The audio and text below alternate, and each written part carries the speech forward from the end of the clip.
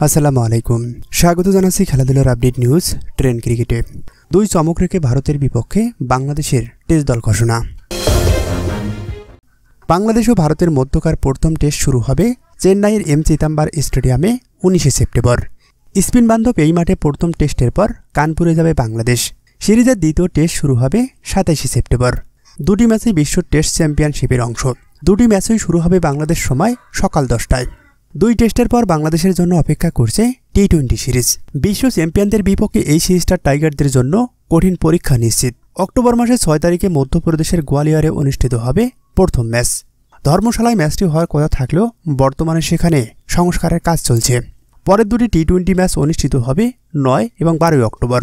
9 তারিখের ম্যাচটি হবে দিল্লির অরুণ জেটলি স্টেডিয়ামে, আর 12 তারিখের ম্যাচের ভেন্যু নির্ধারণ করা হয়েছে হায়দ্রাবাদের রাজীব গান্ধী স্টেডিয়ামে।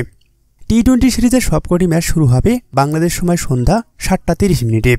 এবার দেখে নেওয়া যাক টেস্টে বাংলাদেশের সম্ভাব্য একাদশ। অধিনায়ক নাজমুল হাসান শান্ত, জাকির হাসান, মাহমুদুল হাসান জয়, সাদমান ইসলাম, লিটন দাস, মুশফিকুর রহিম, মমিনুল হক, সাকিব আল হাসান, মেহেদী হাসান মিরাজ, তাইজুল ইসলাম, নাইম হাসান, নাহিদ রানা, শরীফুল ইসলাম, হাসান মাহমুদ, তাসকিন আহমেদ এবং সর্বশেষ সৈয়দ খালেদ আহমেদ।